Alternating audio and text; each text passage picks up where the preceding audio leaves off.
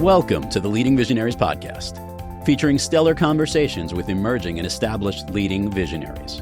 Thanks for joining us today as we celebrate and spotlight the leading visionaries who are thinking differently, seeing new possibilities, have the courage to dream big, take inspired action, and create conscious change all around the world. Now, here's your host, Anjel B. Harwell.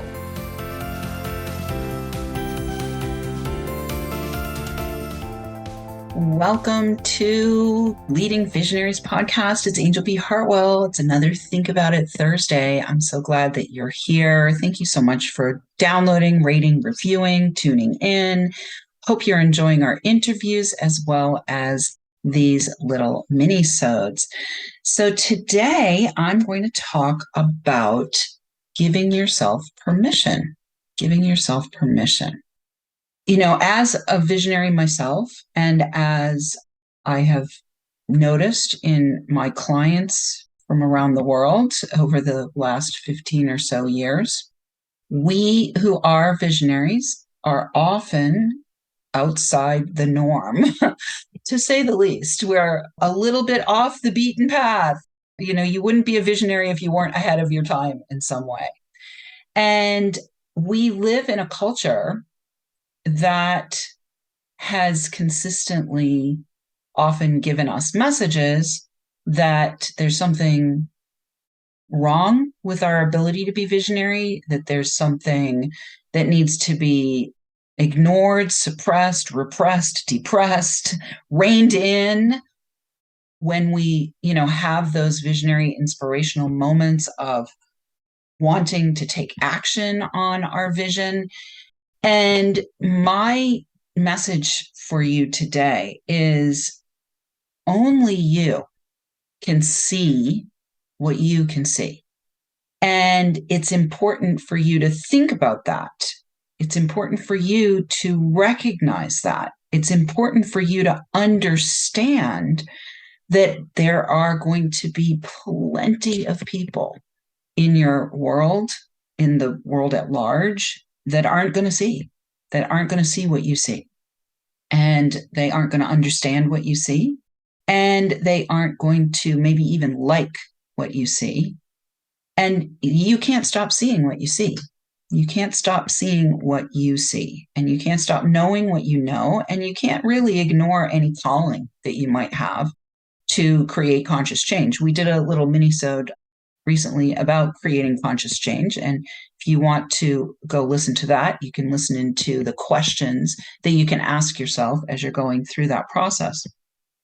Today, though, is really all about choosing to give yourself permission to not only be a visionary, to not only have the visions that you have, but also to give yourself permission to let it be okay, to let it be acceptable, to accept yourself as a visionary. And I think that, this is really an inside job. There's nobody that can do this for you. No coach, no consultant, no mentor, no guru is going to be the one who is going to give you external permission. My invitation here today is to remember that you actually get to give yourself permission to have the vision. You get to give yourself permission to be visionary. You get to give yourself permission to take the inspired action to bring your vision into fruition. And you get to give yourself permission to welcome your vision, to believe in your vision, to wholeheartedly embrace your vision, to choose to invest your life force in bringing your vision into reality, into fruition. And I feel like you need all of those things in order for you to be able to bring your vision into manifestation, into reality. So how do we give ourselves permission? I think the first thing that I would say, and I'll just, draw this from my own personal experience, when I first started to see with a capital S, right? And so visionaries are, not only people who have amazing ideas, visionaries are actually people who can see what others can't see. Some people call it clairvoyance, right? And some people, poo-poo that. Some people think, oh, you're clairvoyant, you're psychic, you're seer. What does that mean, right? In many cases, people will be rejecting of that. So we can use whatever word we want. We can say that we are receiving vision. We are receiving vision. We can say that, we're psychic. We can say that we are clairvoyant. Whatever way you want to frame it or phrase it, give yourself permission to accept, right? To accept what you are. So I'm going to accept. I am clairvoyant. I am visionary. I see things that others don't see. I see in ways that others don't see. I see systems where I can look at a system in somebody's organization and I can see the way that the energy is flowing through the system and where it's blocked and where it needs to be adjusted and where it needs to be liberated, and maybe in some cases where energizing that's happening needs to be stopped. I can see, I'll give you an example. I can see when I was first popped open, which was in my late 30s, I had a vision. I had this vision that literally popped open my capacity to see. And I believe we all have this capacity. We all have it. It's just been repressed, suppressed, depressed, conditioned out of us, not permitted. In some cases, people were burned at the stake for being visionary. So, there's a lot of resistance to the vision. When I was first popped open back in my late 30s, one of the things that happened for me was I opened up my own art gallery and healing art center. And it was following a 20-year career in real estate where I had become the national chairperson, the youngest national chairperson of my association. So I've always had the leadership quality, but I always knew that I had the leadership quality because it was always reflected to me in the outside world. I was always the one who was chosen to lead this or that or something else. The visionary piece, though, didn't come until I was in my late 30s, at least consciously. I wasn't conscious of it.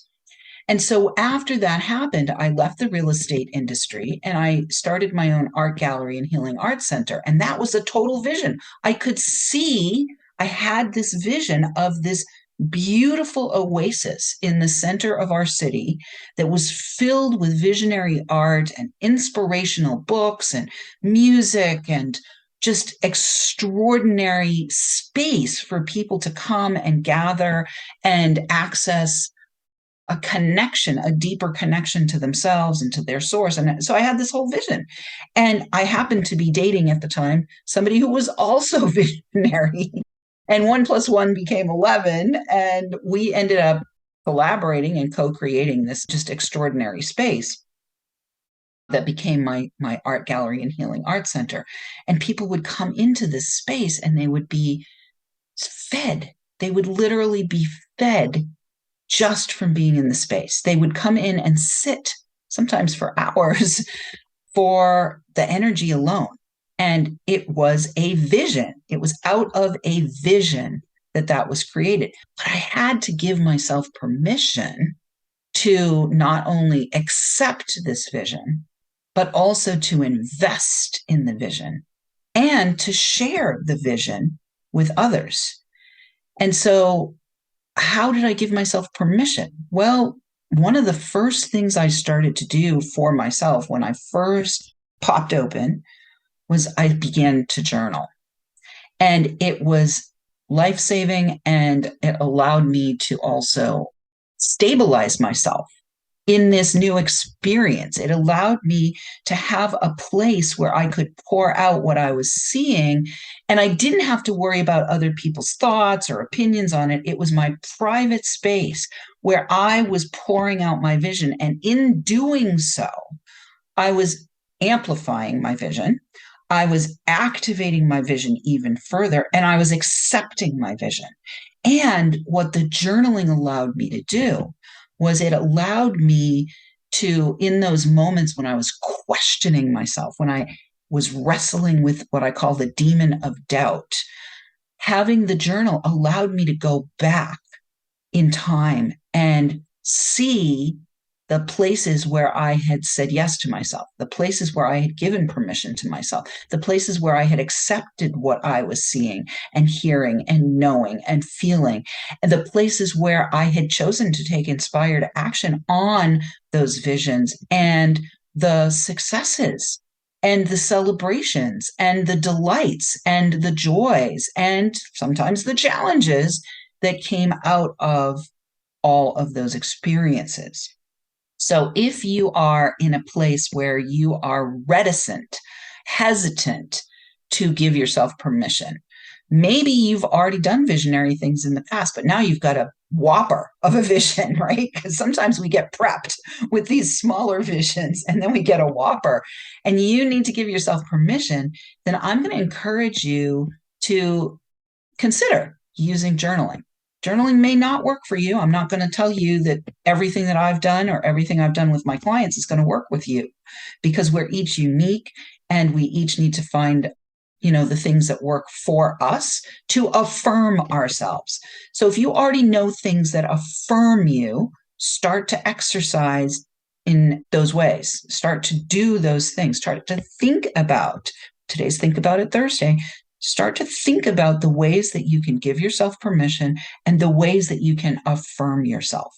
It may be journaling. It may be that you have a confidant or a coach or a consultant or a friend that you can pour yourself out to, or a co-creator that you can pour yourself out to. It may be that you journal. It may be any number of things. But my encouragement for you today on this Think About It Thursday in this Minisode is to think about what you can do to give yourself more and more permission to accept yourself, to accept your leadership, to accept your visionary nature, and to accept and appreciate and take inspired action on your latest vision.